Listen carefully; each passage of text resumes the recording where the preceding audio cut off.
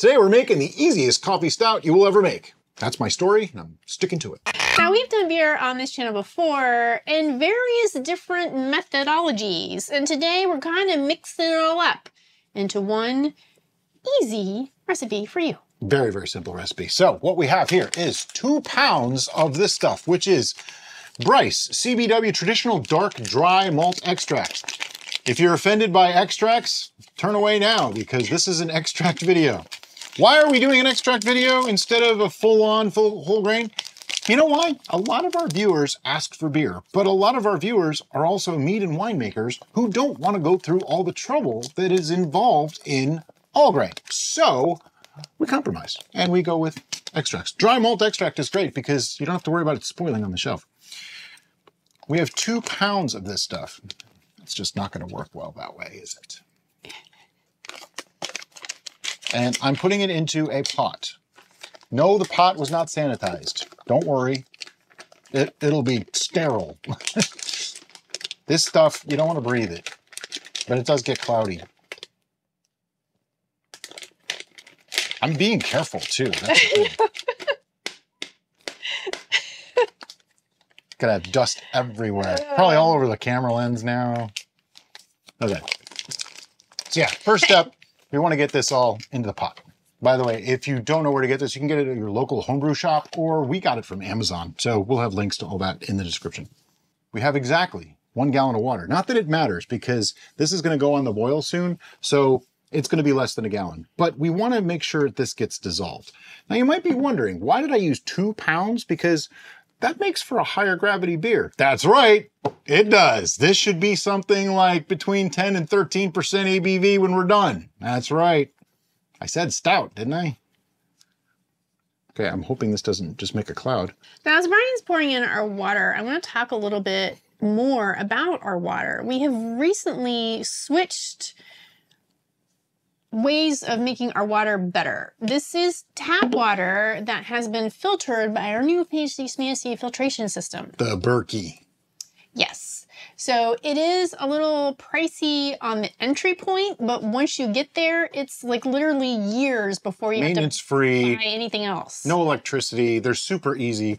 I hesitated on doing it. We got an RO system for the house several years back, and I was looking at the Berkey then. And honestly, I wish I just went with the Berkey back then. It's so much easier. Yeah. We fill it every couple of days.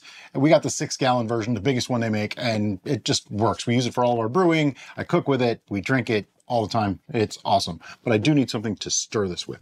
This was sanitized in the red bucket of sanitization.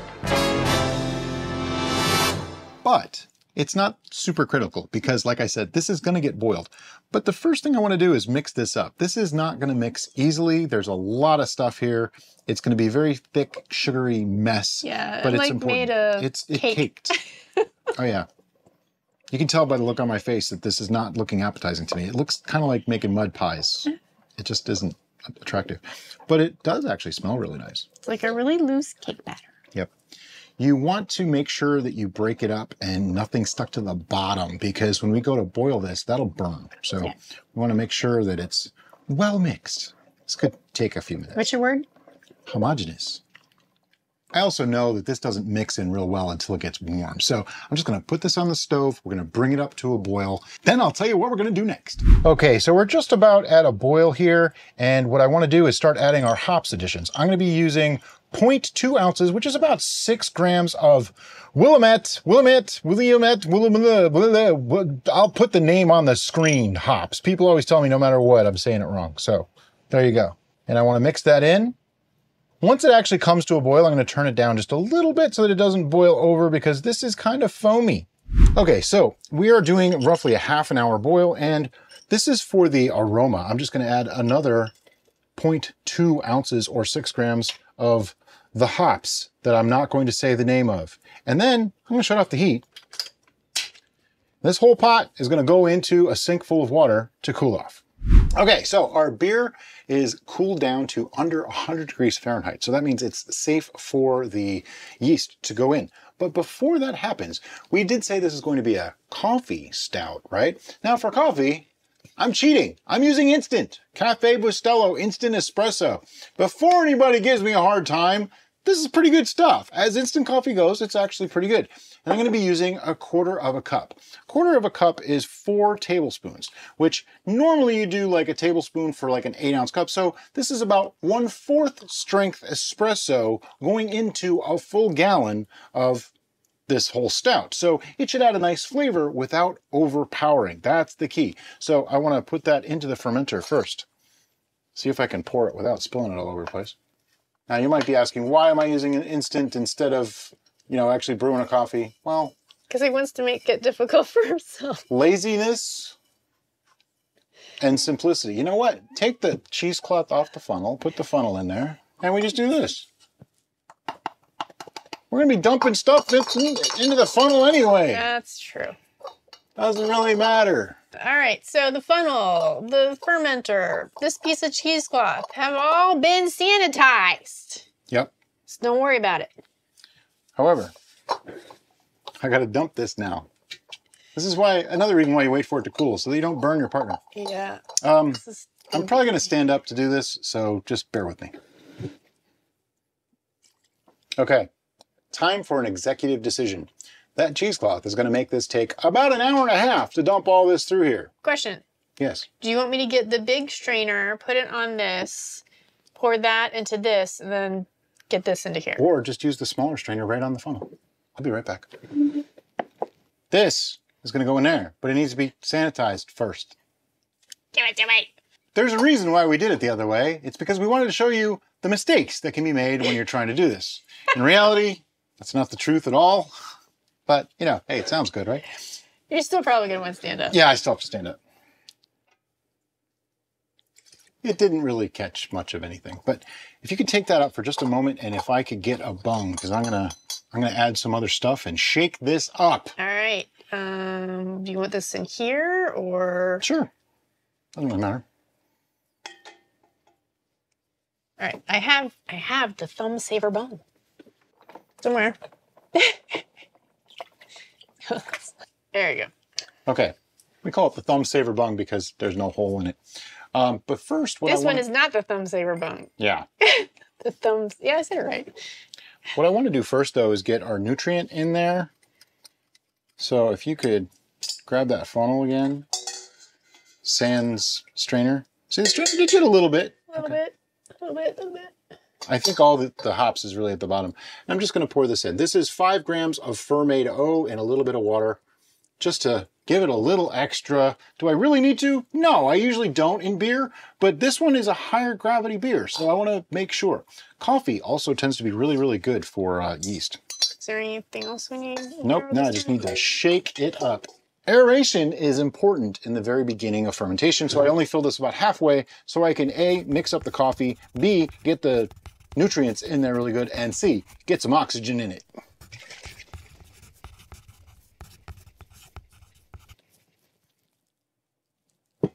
All right, we are mixed and foamy. Beer foams. Oh, did it spit at you? I am so sorry. I think I got my glasses. And now we're ready for the rest. So this is all the goop that we didn't want in the beer. You don't have to filter it out, but it helps a little bit later on down the road. Okay, that took some doing and some time. It's a foamy mess. There's a lot of foam in there, but you know, it is what it is. That's just the way it goes. But next we want to add our yeast, or all of this would be for, actually, before we add yeast, let me just take a reading on this.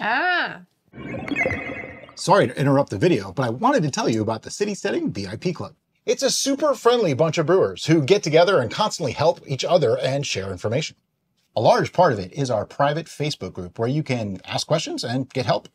We also have Zoom meetings monthly for most tiers of membership. These hangouts are a great way to ask questions or just hang out with us and the other members. In addition, the higher tiers get their names right in our videos. So consider becoming a VIP. Now, back to the video. Now, normally, I don't care if I take a reading before or after I add yeast, but in this case, the yeast is going to be sitting in foam. I just really don't want to have to go through the mess. So that's why I'm taking it before, yeah. Hey, look, I got beer rather than just foam. Yay, awesome. beer. I really don't have an idea of the target on this, other than it should be like a 1.100 or so. Looks like it's pretty high. 1.100. Exactly. So that means this has a potential for about 13.5% ABV. That's a pretty strong beer. We were going to call it barley wine, but barley wine, stout, they're like really the same definition. Depends on who you want to talk to. And before anybody corrects me on what we're calling it, we just called it that because that's what we called it. There's no ulterior motive or anything like that behind what we call things other than, hey, will people recognize that name? That's what we're going to call it. If I could call it Steve and people would know what it was, I would call it Steve. This one might be George. Alrighty, so now we're gonna add our yeast, and we're going a little off the rails here with our yeast selection.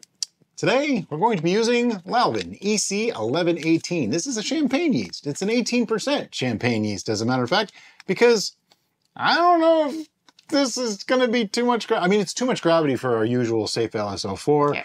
I don't really want to use 71B for it, so I figured let's go with something that's a little bit more neutral. The flavors are all going to come from the malt and the coffee itself, so yeah, give it a shot. And look at that. I can tear the package. I know, the foil packets are actually supposedly safer and all that kind of thing. This is a foil packet. Yeah, I know, the plastic packets are actually supposed to be safer and all that sort of thing and whatever.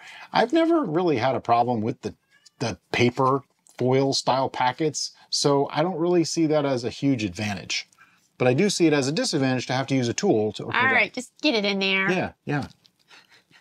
I'm just going to use half, roughly half. Eyeballing it, because it's just not that important.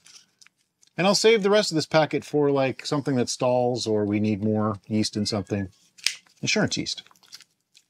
I'm going to do my patented folding method. You take one corner, you go a little past halfway, you take the other corner and you fold it over. Then you take the point down and you fold that over again and you put a piece of tape on it and stick it in the fridge. Will last for months. Now I purposefully did not put the airlock on this bung because... Oh, I need to shake it up now. I've been told. Well, okay. It's supposedly easier to put the airlock in and get it to fit into the hole in the fermenter without having the airlock in it. See, like right now, that's in there good. It's not coming out. All right, so are you ready? I'm ready. The trick to this, though, is you got to be careful that you don't push the bung all the way through when you do this. Yeah, see, now that's on there nice and secure. When you have the airlock already in there and you try pushing them in, they don't go in. So we thought that some of our stoppers were too big, but that actually was not the case. All right. Okay, so what are we going to do with this now? We're going to let it sit. It's got to ferment. It's going to take a couple of weeks because this is a relatively high gravity.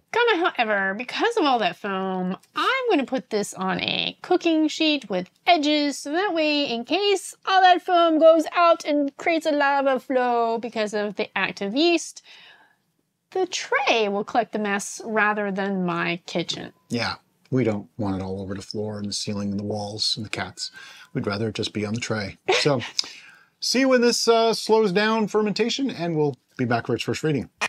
All right, it's been 6 days, and can't help but notice, but the airlock activity has all but stopped. So it's time to take a check. That does not mean it's done. It just means it's time to take a check. Now, this was a super messy fermentation. It was very active. You can see all less than we had before. All the foam particulate has stuck to the top of the fermenter. It's completely normal, nothing to be discouraged about. It's just gonna be messy to clean up. It's dark.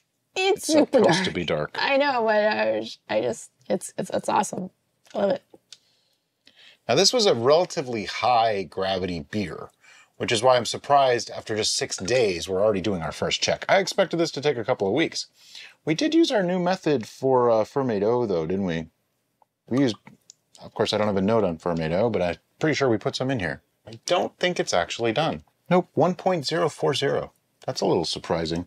So right now, it's ran through 60 points, which is like it's like 8%, 7.8% or so, 8%. That's a little surprising. Let's take a note.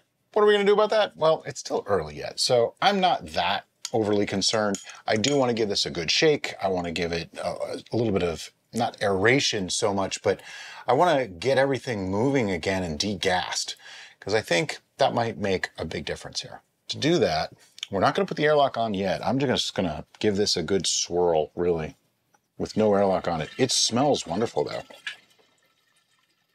All right, I'm gonna take my microphone off because I want you guys to hear this. You hear that? Yeah. There's a lot of gas in there, so that could be, I mean, it's possible. You know, it could stop it. There is also non-fermentable sugars in any malt. So when you use beers like that, you're always going to end up not going fully dry. I don't think there's that much. So we might be able to go like another 10, 20 points or so. We'll see what happens. But, oops, hopefully you heard all that. I'm going to hold my microphone right here now while we talk. So we're just going to put the note back on, put it back in the fermentation station, give it another week or two, and we'll see you then. Okay, so we let this sit for 2 weeks because last time we had a 1.040 gravity reading, and that is mildly troubling. But there's a few factors at play here. One of those is there are non-fermentable sugars in any extract, in any malt really, but in an extract it's especially so because normally when you're mashing in, you can control the temperature and that can change the amount of sugars and non-fermentable sugars that are in the mash. In a DME, it's already done for you. You don't get to actually have a say in that. So we do have a fixed amount, but even by my calculation, we're a little bit high here. So I'm curious. We also have attenuation of the yeast. Yeast 1118 has a 65% attenuation. What's attenuation, you might ask? Glad you asked. It's not something that we talk about very often because usually it doesn't even come into play. Apparently, if you have 100 grams of sugar, 65% attenuation means it should only chew through 65%. Well, here's my question. How do the yeast know when they hit 65% if they're nowhere near their alcohol tolerance? So I've never understood how that works. I mean, we've learned that yeast can't read, so I'm pretty sure they can't do math either. Yeah, I don't think they can think. You know, and I don't think they're going to sit there and go, oh no, the package says 65%, we can't go any higher. Got to leave that sugar behind. I just don't see that occurring. But all joking aside, that is a factor that we might want to take into consideration in this particular instance. It is yes. It also is a newer package of EC1118. We seem to be having delivery issues. It's coming from Amazon. I hate to say it's Amazon's fault, but it is possible that it's been sitting somewhere hot, or it was in a hot truck too long. It's possible. I'm not saying that's what it is, but we're in Florida, so it's we've had this with a few different yeasts recently, a lot more stalling than we think we should, and even like in just general testing, things stalled that shouldn't have. And this particular year, I think saying we're in Florida is kind of redundant because it's been so hot pretty much everywhere. Yeah. So okay, so this is still at 1.040. It didn't move at all? It did not move at all. Okay. So I have a thought. And my thought is this. Let's get some yeast hulls, and I'm going to put the other half package of EC1118 right in there, give it a good shake up, and let it go again. I'm just going to pour this right back in because there's no reason to be gentle about it. We want everything to stay in there. I do kind of want to give a taste, though, to see, like, are we way off? I don't generally recommend this, but I'm going to do it. Well, that taste was a little chunky. Got some croissant in there. It does not taste overly sweet. It tastes like a beer should taste. Okay. I still want to give it 1 week with the extras and see what it does. If it doesn't drop at all, we're going to move forward. My issue with this is if it's really stalled, it's going to be difficult to carbonate. Yeah. And that I'm afraid of. So we may end up having to try the keg on this first. Ah. Stay tuned, folks. Could get interesting. All right, so we're going to add some more yeast and some yeast hulls to this and be right back. Okay, so first things first. I have here a partial packet of EC1118, and I'm just going to dump that in. Back your packet. Why do you say that all like mechanical? Just seems appropriate, I don't know. Okay. And yeast hulls. Now, these are both optional steps, okay? We could probably just, you know, bottle it, carbonate it, and hope for the best. But I'd rather see if maybe there's a little bit more in this. You need this? What do you need? There's a paper towel right there. Got some of the goop on the spoon. Really didn't want to put that into my yeast hulls, so, you know, had to wipe it out. Before anybody freaks out that I didn't sanitize anything, you're right. I probably should have. However, pretty sure there's enough alcohol in here already that most infections are going to be prevented. Do we need to do a little swirly swirly? I was going to put that on and then do the swirly swirl. Okay. Matter of fact, I am going to calculate the alcohol level of this already. See, there's some gas in there, so maybe it was still kind of working. Because sitting for 2 weeks like that, it should have degassed more. Yeah. So maybe it's just going super, super slow, which is not cool. You'd think you'd see some movement. Yeah, it didn't move at all. Maybe it will now. And if it doesn't, like I say, it tasted okay. It didn't taste super sweet. It tasted like a coffee stout. Carbonation's my only real worry. All right, I'll shake that more off camera, but for now, let me grab the calculator the teacher said I would never have handy. That was right there. I had to reach in my pocket first. So 2 steps to get to it today. And calculate our ABV. So we started at 1.100 and using the formula OG minus FG times 135, we got 1.100 minus 1.040, not 20. We get 0.06 times 135. It's 8.1%. I can hear the wah, wah, wah. You know, this is supposed to be much higher. It's supposed to be like 12, 13%. That's a little disappointing. So I'm really curious. That's why I want to push this a little bit, see if we can get a little bit more out of it. I'm not expecting a lot. I'm expecting it to stop somewhere around 1.020. So I'm only really expecting to get like maybe 10% out of this at this point, which is still, you know, that's a stout. That's up there. So I'm gonna take my notes, I'm gonna put them back on here. I'm gonna shake the bejesus out of this some more. And I almost said something else. It's gonna go back in the fermentation station and we'll see you in a week. Okay, we have let this sit for another week. Remember last time we looked at it, it had stopped. I don't know that it stalled, but it definitely stopped. It was at 1.040. We added some yeast hulls. We added more yeast. We added EC1118. If it's gonna go, that's the yeast. That is the yeast that's gonna make it go. So let's find out how it did. I don't think it fermented any further. I probably want the hydrometer in the cylinder. If you don't put the hydrometer in first, you A, have to drop it, and B, you have to guess how much to fill it. So, you know. Displacement. It's a thing. Yes. Doesn't look like it moved. Yeah, didn't move. 1.040. So that leaves us with a couple of options. Option 1 is we scrap this whole idea and don't show the video, which I don't really like doing that. We'd rather show you guys.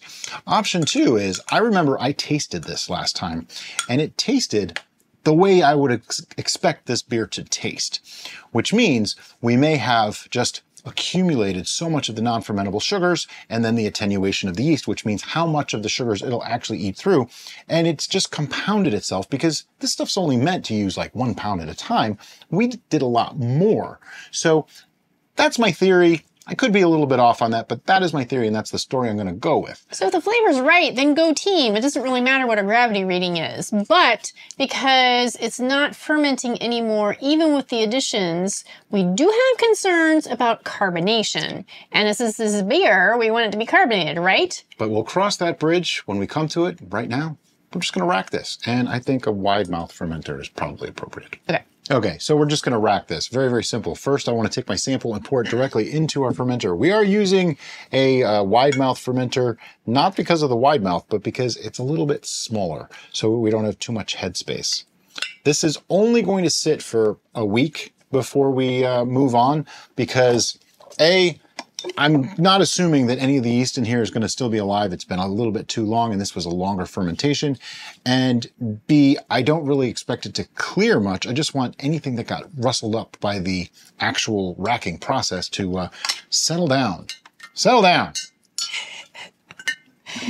So in our typical fashion, I'm going to move the destination vessel beneath the level of the source vessel. And then we begin the racking process. I only have it about halfway in until we get it really going good, and then I'll drop it in just to get as much product out as possible. Okay, so when we talk about true gloss, that's some true gloss. That is some serious scoop. It's like peanut butter. It's thick. It's, yeah. So you're gonna have some loss. It's okay. Just deal with it. It's fine. So when you have this big giant mess, don't Don't continue. Put this right into your sanitization bucket, because then you're going to have gross sanitation water. No, take this to your sink. Rinse it all out really good. Then put it in your sanitization liquid. By the way, I need a new lid because I dropped that. I know. Needs to be sanitized. As I alluded to, this is going to sit for another week or so. And I'm just going to put my label back on. Oh, I should take some notes. Take notes. That's what the label's for. Rack. I did take notes up to the racking, just not the actual racking itself. So now the racking has been notated on the note, and the note has been, it's been attached to the, I lost, but it sounded funny in my head, okay? This is just going to go back into the fermentation station, and we'll see you in a week or two. However, I do want to say one thing. This might be considered too much headspace, okay? Some people will be very bothered by this. It's only going to sit there for like a week. I'm not overly concerned. I can probably give this a good shake and get some carbon dioxide going. Oh, yeah. Ta-da! Yeah.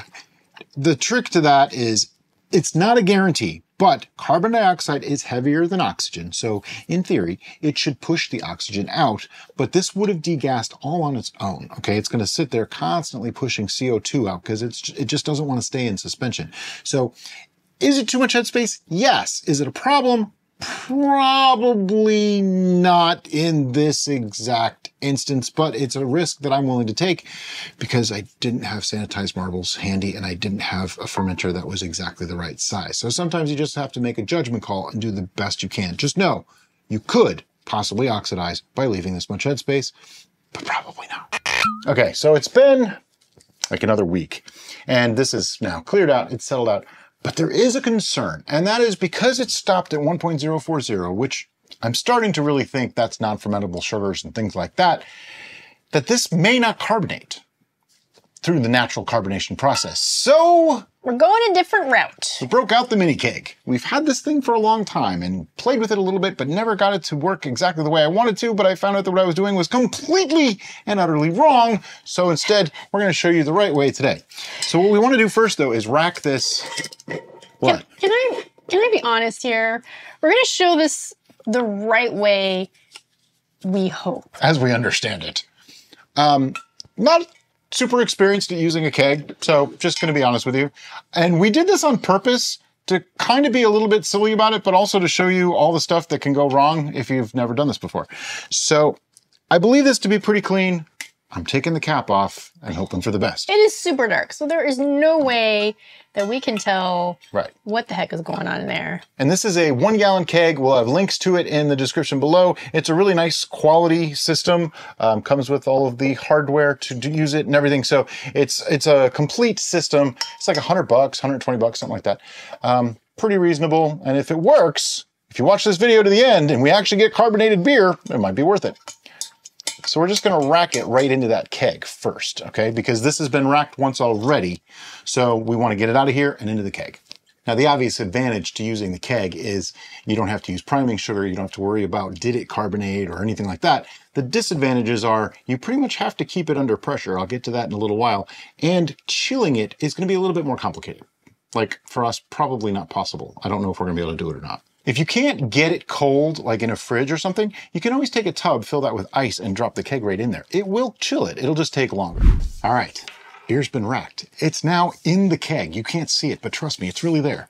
Then we have all these other parts. This is like the, this will screw on there, sorry. And we have the spigot on the end and all that kind of stuff. But the simple gist of this is this hose sits all the way at the bottom with a weight on it. And I'm just gonna drop that right in and screw it on. This is a very simplified keg as I understand it. The larger ones have more going on, more hoses and things like that. This is designed to be like a, it's really not designed to carbonate your brew, okay? I just want you to understand that. So we are using it for a slightly different purpose than it was intended for. But supposedly it works. I'm tightening this on because I don't really want leaks once I pressurize. So what is this particular keg designed for? This is designed to be like a growler, like, oh, I have a beer that I want to transport and keep it under pressure. So how do you transfer it to the original vessel to this vessel? Yeah, I always wonder about that too. one of the mysteries of beer that I just don't know. Somebody can probably tell me. But the next is we have our pressure regulator and our pressure gauge, right? And this actually screws right on here. But before I put that on there, because I think it just screws right on, doesn't it? Screws on that way, yeah. Gotta use it the right way, you know, gotta understand how these things work. Anyway, so I want to make sure this is completely closed, so I'm following the arrows on it and closing it off. And then you'll need some CO2. There's several ways to do it. Before we get too carried away, let's talk about CO2 cartridges for a moment, shall we? I think this is the third set that we've purchased. The first set was not food safe. Right. The second set did not have threads. This one I thought was not food safe after we got them. I did read on the back, it's made with food grade CO2. That's important because there could be oils and other things. These are used for all sorts of different projects and tools and such. For this though, you want the ones that are food grade with a thread. And I literally just screw it right on here. This is why you want this to be turned off, because if you don't, you'll be releasing the pressure and you'll hear it. And I just tighten that down and then crank this onto here. Tighten that down.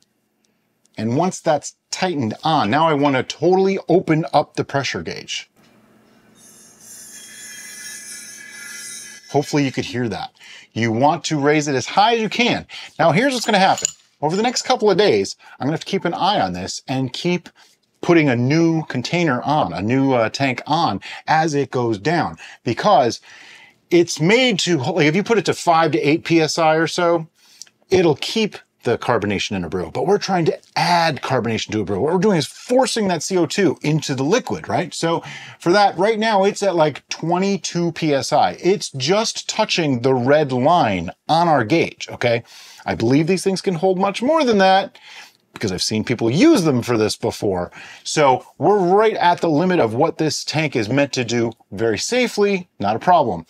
Because that's the highest it's ever going to be. It's not going to go higher than that. It's actually going to start going down over the next several hours and days.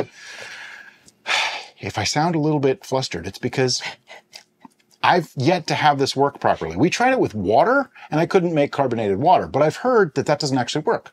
Whereas with beer, the sugars, the proteins and things like that will hold the CO2 in better than water would. I was like, okay, well that kind of makes sense then.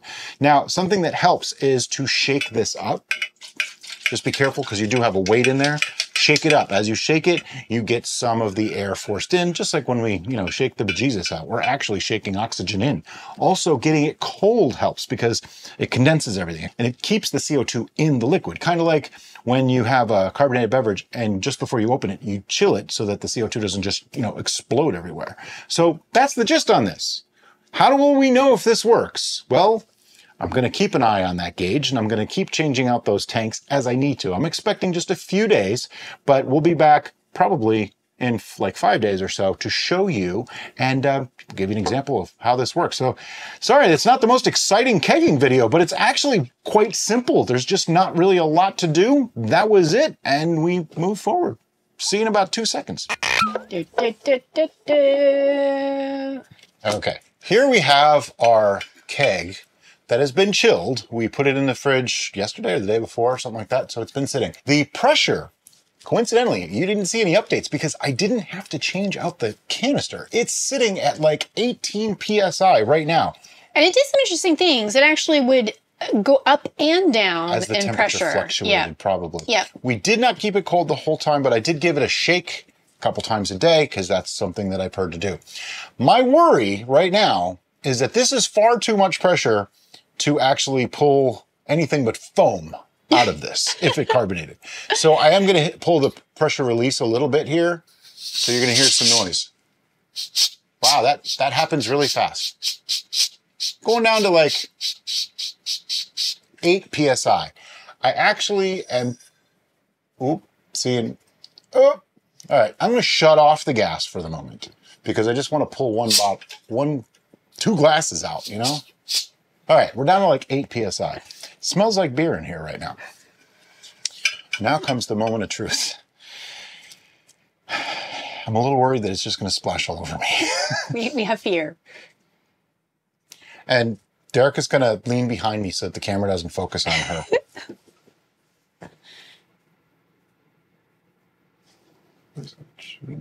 At 2.8. Give me a sec.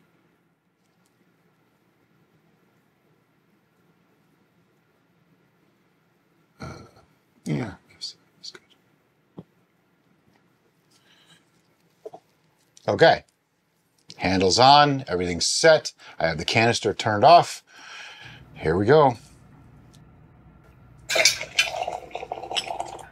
Yay! Look at that.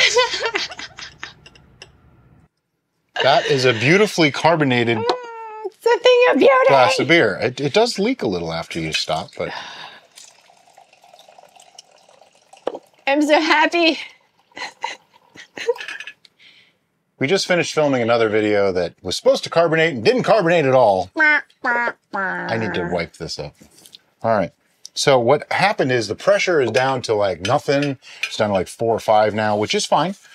Because as you can see, there's even some head on that. I poured it pretty carefully. There's retention. You have retention. Yeah.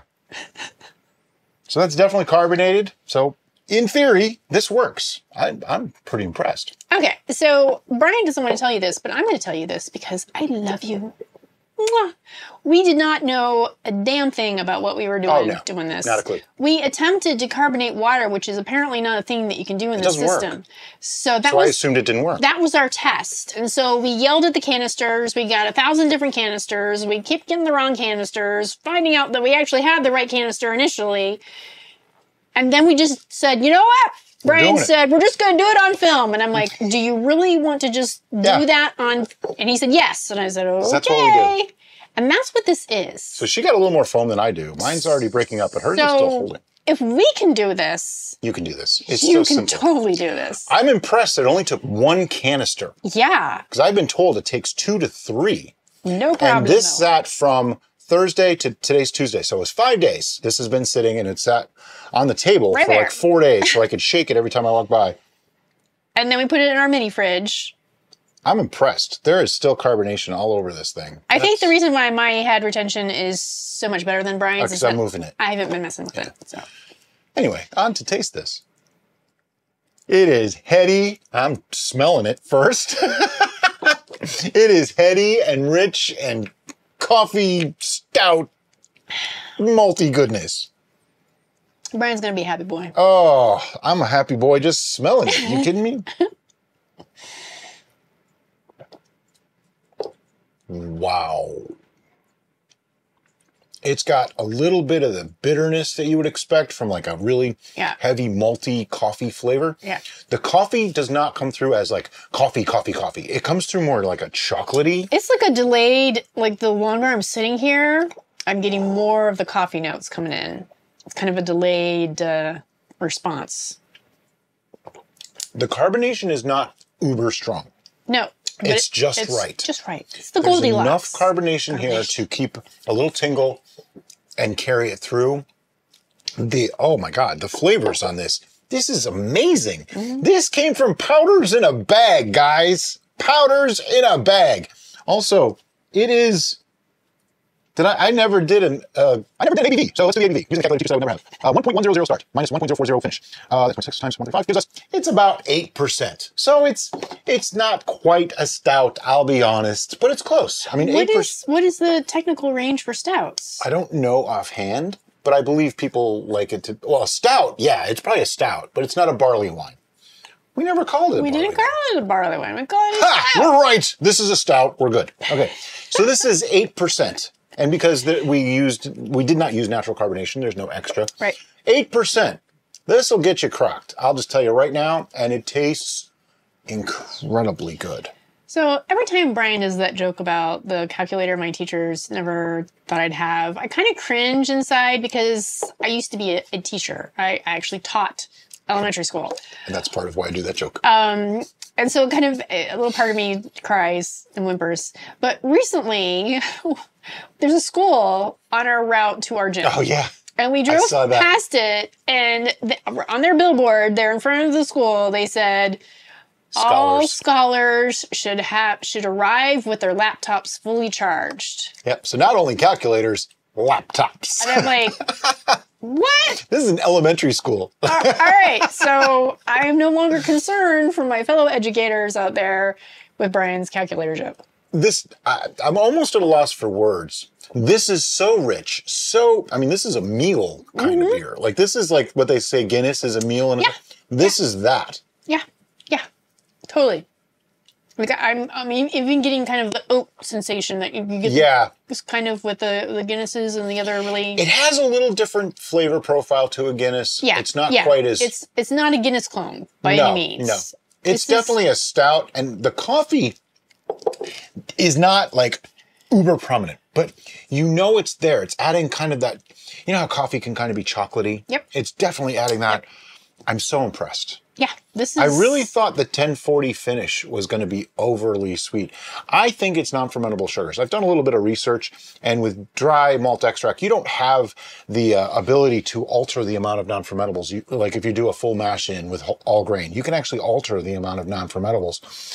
So it's a fixed amount, and the expectation is for them to finish between 1.010 and 1.015-ish. So we're a little out of that range, but we used EC 1118. How can that not have, it's done. I don't know, this is mighty fun. Yeah, this is awesome. This is a really, really good beer. Now, the downside to using a keg like this is we now have to keep this cold and pressurized. I would need to put another canister on this to keep this pressurized for any length of time. And we have that ability, so it really isn't that big of a deal. And because we have not one, but two mini fridges, and I have rearranged the shelving so that this entire unit as is fits in there, no big, however, for other people, it may be more of a problem. I want to try something, but we have to get out turbos, and it's a film day anyway. So we're going to set up turbos, and I want to experiment with something before we call this over with. So stay tuned. All right, so part B to the equation. If you don't want to store, what? So what happened while we were away is I got turbos out. I set them up, put the sanitization liquid in it, our preferred product is Star San.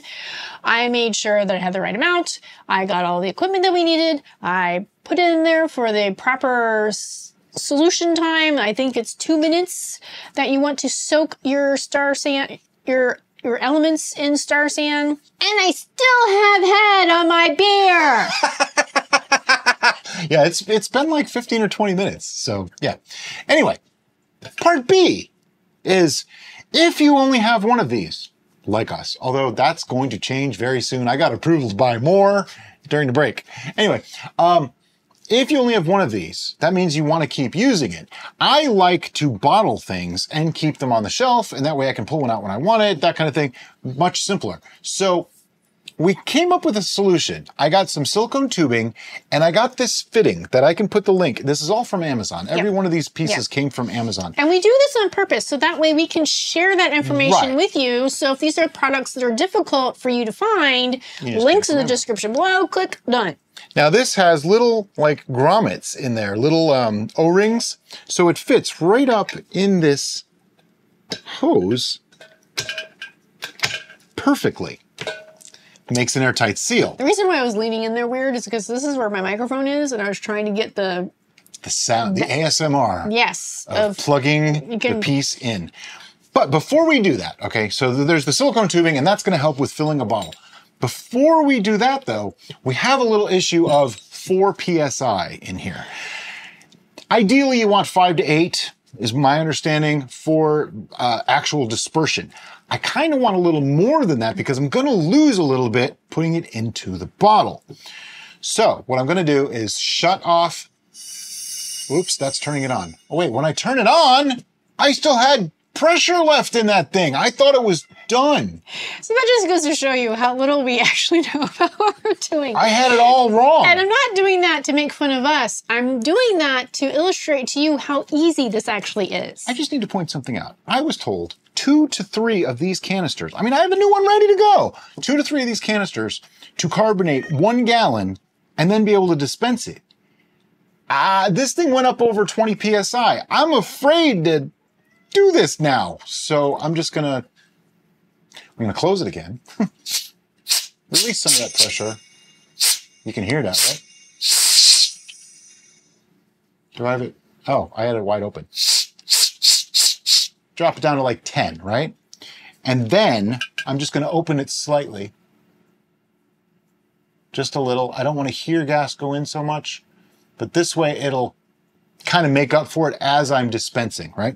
So what I want to do is take this tubing and put it all the way in the bottom of the bottle, because you do not want to oxidize still. And the trick is, as it dispenses, you want to kind of pull this out. So it's a little bit tricky, but this is take some finesse. This is the poor man's way of bottling from a keg. And because it takes some finesse, we're gonna let Brian do this.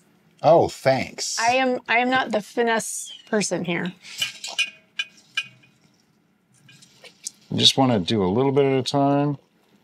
Fill it up. I got too much head. Don't know how well this is going to work. I've never done this before. This is my very first time.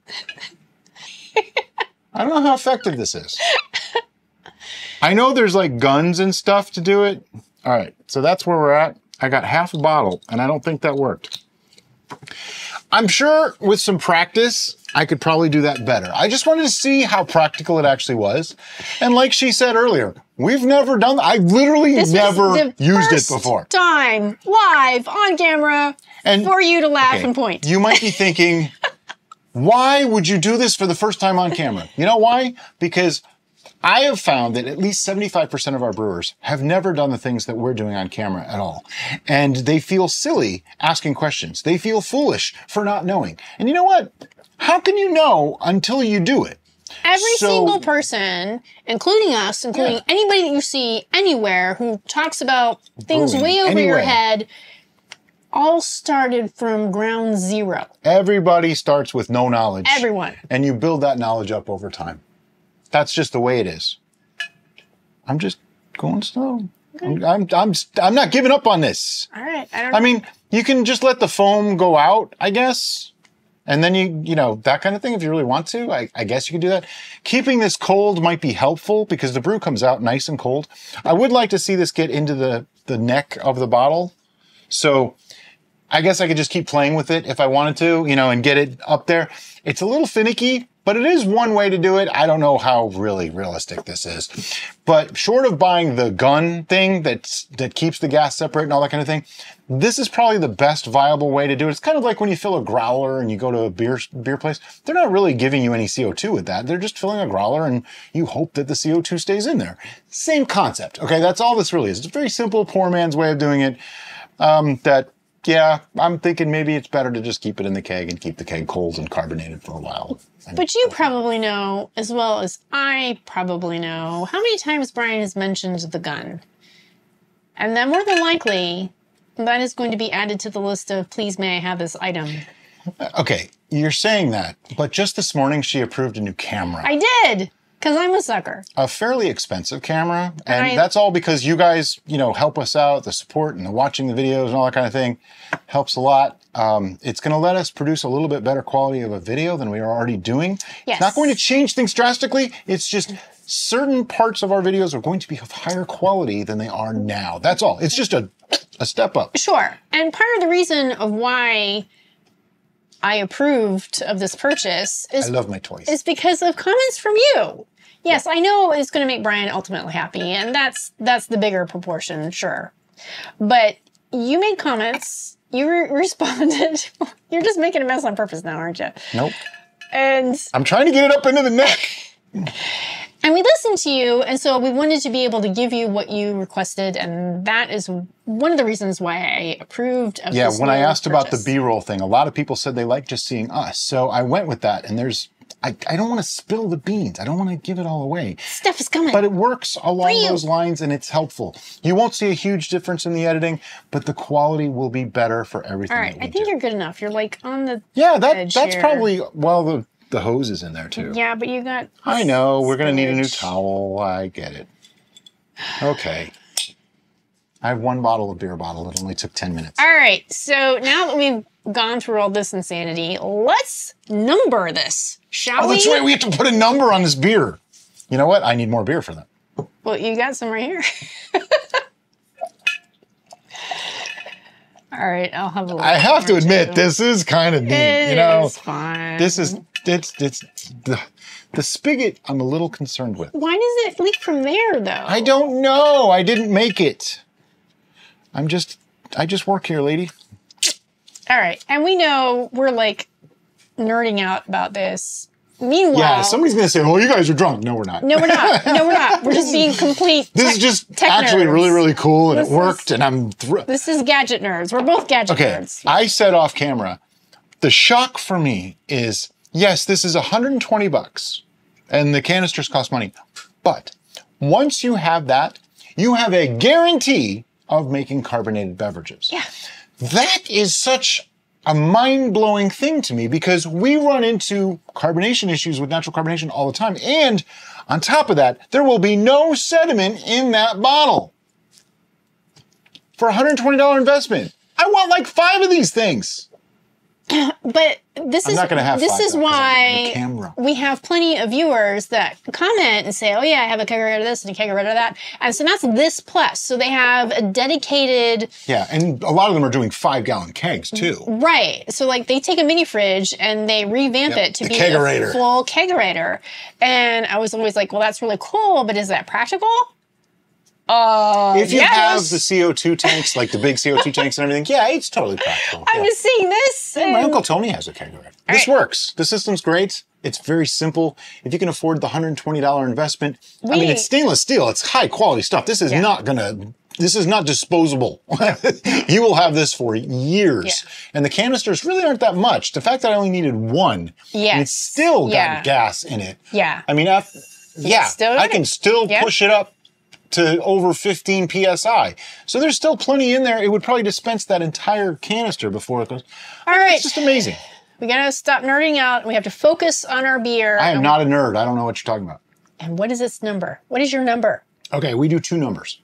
The first is the expectation of being able to reproduce this. I would say... It was easy peasy pumpkin squeezy. We probably could have naturally carbonated this. Squeezy? We don't... It's lemon squeezy. Lemon squeezy. Pumpkin. And pumpkin because it's fall. Sure. I would say we possibly could have naturally carbonated this. The reason why we keg carbonated is A, because we wanted to show off this, and B, because that 1.040 final gravity made me think maybe it's stalled. I don't believe it's stalled at this point. I don't think it's stalled at all. But even if it did, it doesn't matter if you keg carbonate. That's the secret there.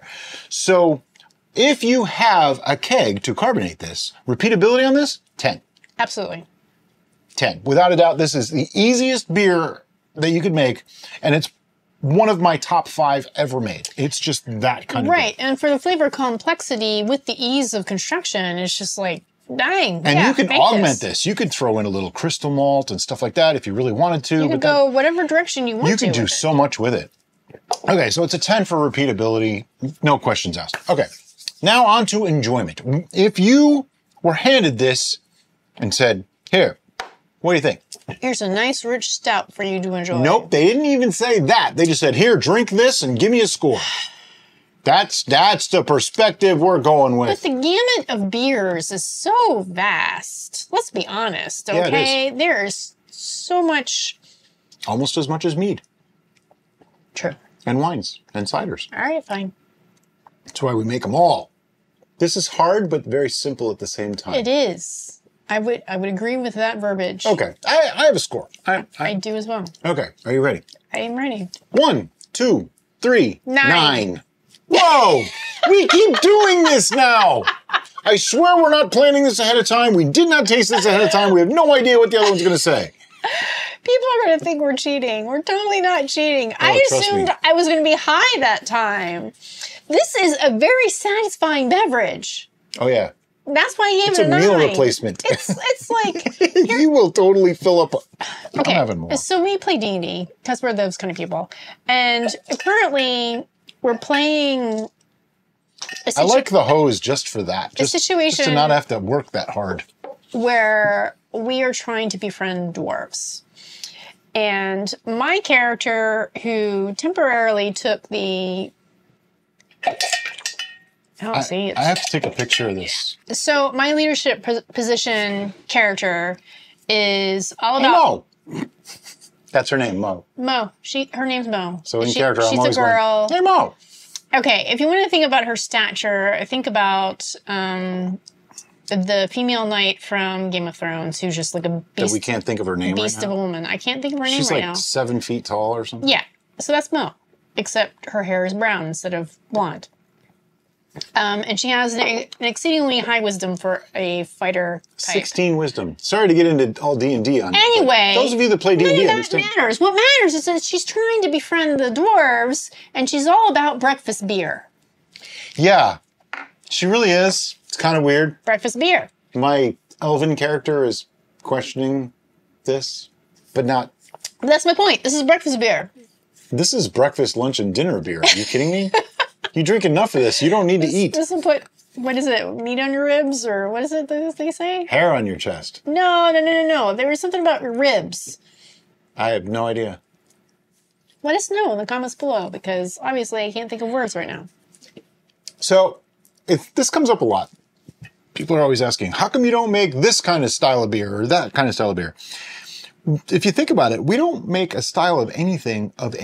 No, we don't try to replicate something that's commercially made, because if you want something that's commercially made, just go buy that. To us, like, I put out a meme a few days ago that basically said, I make homebrew to remember the knowledge that my ancestors had. And not to get too deep on you, but this is kind of a big thing. We homebrew just to make a wine, to make a beer, to make a mead. Because it's interesting, fun, and nostalgic, okay? It's not that we're trying to win any competitions or anything like that. If that's what you want to do, there's plenty of people that can help you. We can get you X far, and many of our viewers have actually won competitions using our recipes. Sure. But we're not really into it for that reason, because I don't want to impress a judge. I want to impress myself. I want to impress her. I want to impress our family. I want them to like what we're drinking. We want to impress you. And not only do we want to impress you with a fine beverage, but we want to impress you with the knowledge so that you can create your own fine beverage. Yeah, we're not giving you a fish. We're teaching you how to catch a fish. Absolutely. And that's kind of an important distinction, and it's fundamental to what our channel's about. It's always been, hey, here's a thing that we learned how to do. Let's show you. That's really what this is about. Are there better ways to do what we just did? Oh my God, yeah. And if you talk to a beer maker, they're going to laugh at us. Yeah. They're going to laugh at everything that we just did because we did it all wrong. We didn't have, but you know what? This was $120 versus the thousands upon thousands of dollars that I know people spend on beer equipment. Right. And we didn't have all the additional expensive equipment. Yeah, we did it in a pasta pot. Yeah. You know, we cooled it in the sink. And that is the essence of what our channel is about. Using that knowledge, the basic idea of how things are done, and putting it into practice in a practical and efficient for finances way. I mean, don't get me wrong. If I had the space, I would have an entire house of brewing equipment and filming equipment and lights, and I would totally deck this thing out. But how practical is that to try to teach you how to do it at home when all you really want is something that you could just put into a glass and go, I made this. So in synopsis, yay, beer! Exactly. And as always, guys, thank you so much for watching, and have a great day. Bye-bye.